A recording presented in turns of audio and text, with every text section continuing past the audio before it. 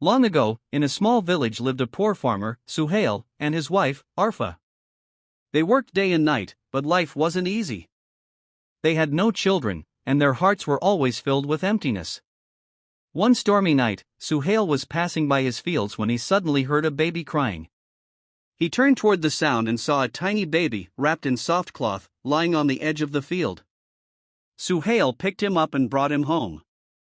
Arfa was initially shocked, but then tears of joy welled up in her eyes.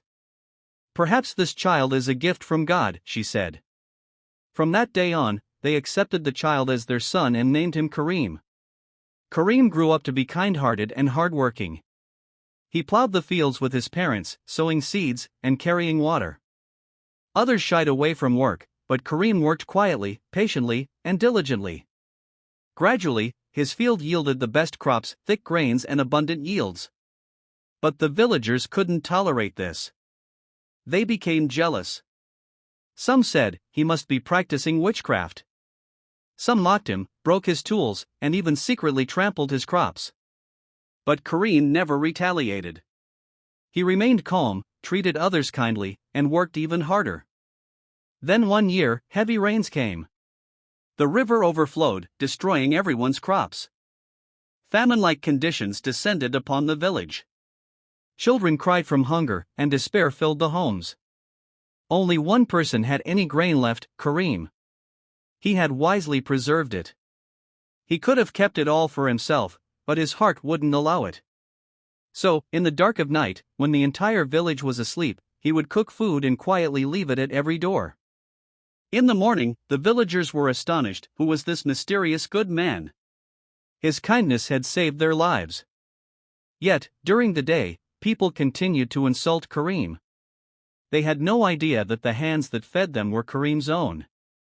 One evening, a tired Karim thought, "Why do I receive evil when I do good? Why pain in return for kindness?" But an elderly villager, Hashim, with sharp eyes, had seen the truth. He had seen Karim distributing food at night.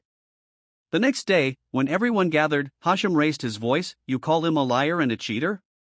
Do you know who has been leaving food at your doorsteps overnight? It's Karim. Without him, many of you would not be alive today."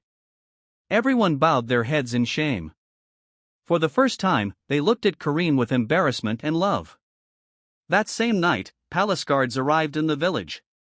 They reported that years ago, King Varin and Queen Madhavi's young son had been lost in a storm. Now it was known that he was in this village. When the king's soldiers saw the birthmark on Karim's arm, which belonged to the lost prince, the truth came out. The king and queen came and, weeping, embraced Karim. The villagers trembled with fear, remembering their own misdeeds. The king angrily ordered them to be punished. But Karim knelt down and said, "Parents, please don't punish them. I could forgive them when they were hurting me. How can I punish them today? We all forgive." The king and queen's eyes filled with tears. The villagers burst into tears. The prince's kindness had changed their hearts. From that day on, Karim became not just a prince, but also known as the Prince of Kindness. His foster parents, Suhail and Arfa, were also treated with respect in the palace, and they lived happily ever after. Karim's story taught everyone hatred and jealousy come and go like storms. What endures is kindness, leaving behind light, hope, and love.